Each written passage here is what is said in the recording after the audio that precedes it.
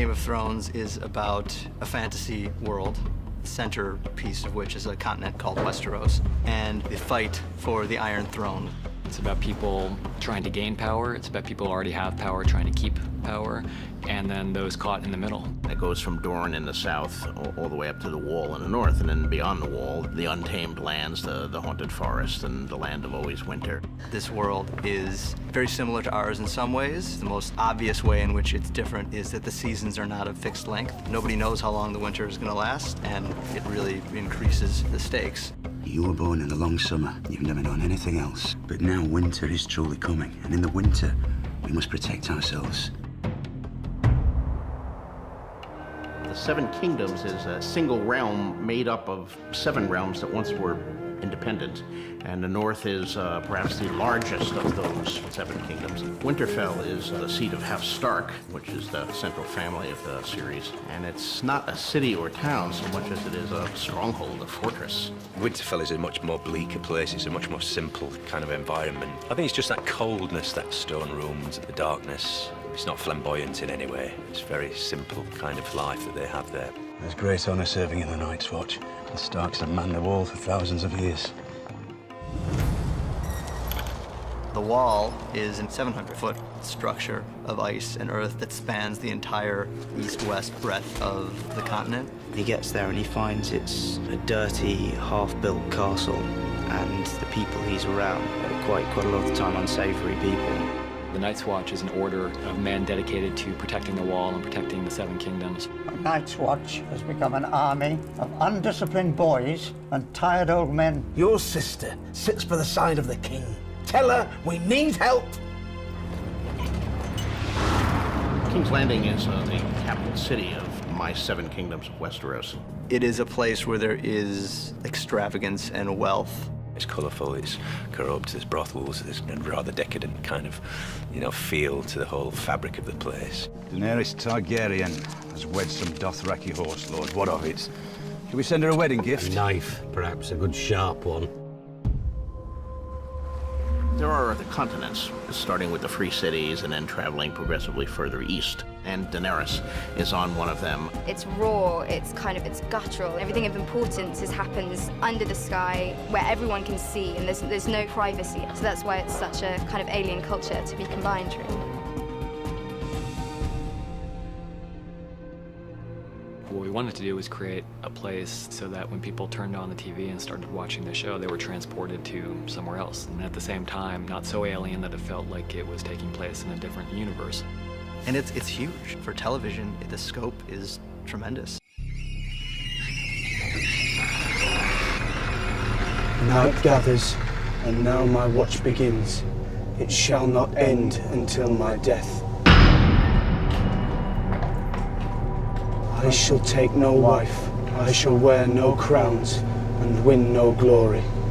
I shall live and die at my post.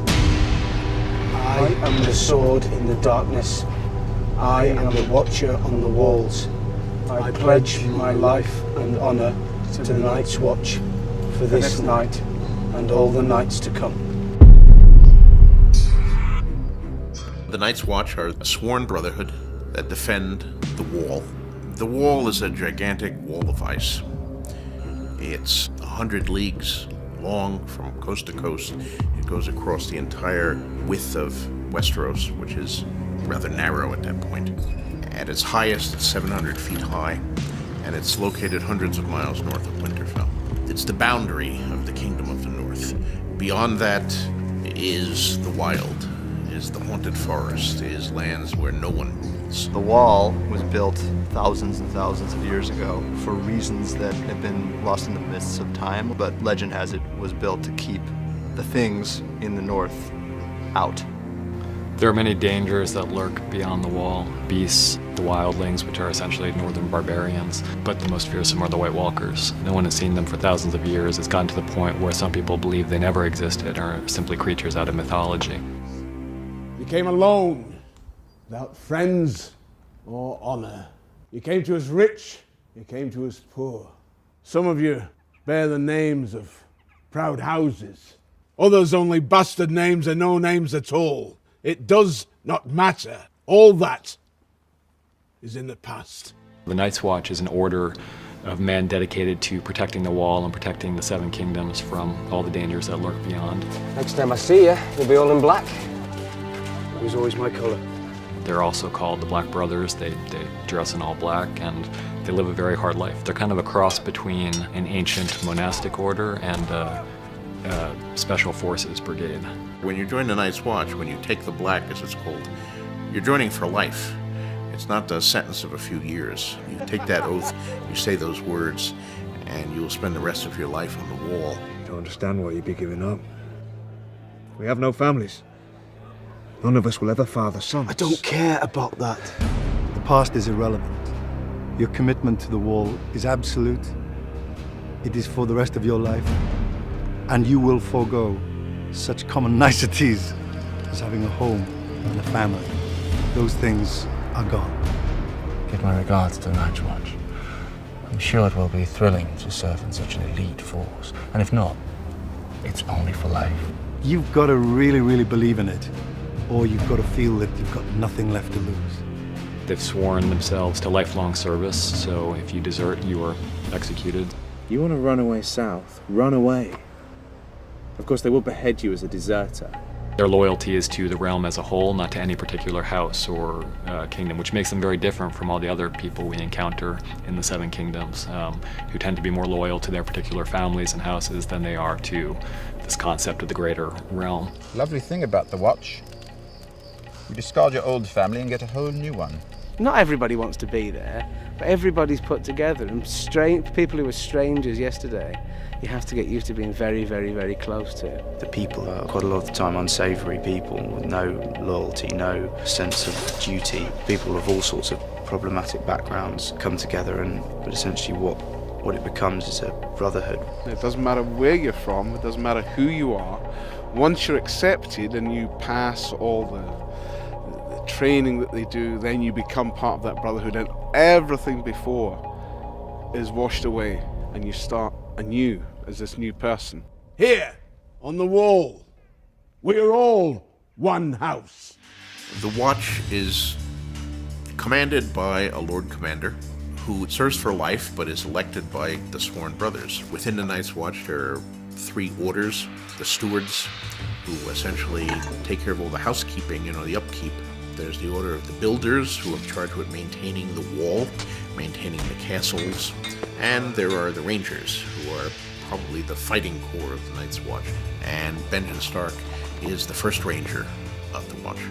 The first ranger's role is to ride out beyond the wall, keep the wild things out from the rest of the civilized world, basically. I'm leaving this morning. You're leaving? I'm the first ranger. The job is out there. The Night's Watch was at one time a place that was a very respectable place for second and third sons of respectable families to send their children.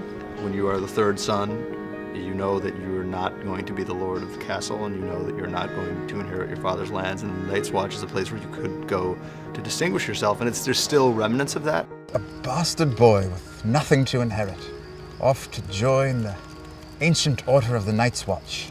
If you join the Night's Watch, it's a merit-based society, which don't exist in Westeros. So at the wall, if you're brave enough, if you're smart enough, if you're tough enough, you can advance to a high position despite where you were born, who you were born to, and so forth. Well, Lord Snow, it appears you're the least useless person here. Charming man. I don't need him to be charming. I need him to turn this bunch of thieves and runaways into men of the Night's Watch. And how's that going? Life in the Night's Watch is hard because the Night's Watch has fallen on hard times. The Night's Watch has become an army of undisciplined boys and tired old men. There are less than 1,000 of us now. We can't properly patrol the wilderness.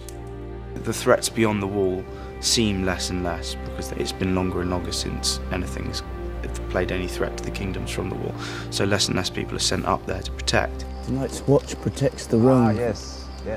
Against grumpkins and snarks and all the other monsters your wetness warned you about. You're a smart boy. You don't believe that nonsense. When the memory of the things that lie beyond the wall. When the memory was fresh in people's mind, the Night's Watch was very honorable and very well respected. It's now primarily kind of a repository for thieves and rapists and ne'er-do-wells who are dragged out of dungeons and given like a choice between losing their hands or going up to the wall. Rapers. They were given a choice, no doubt. Castration or the wall. Most choose the knife. It's fallen on hard times. Your sister sits by the side of the king. Tell her we need help. It's a hard place to live. It's a cold place to live. Everyone at the wall is equal, and you won't get anywhere unless you accept that fact first.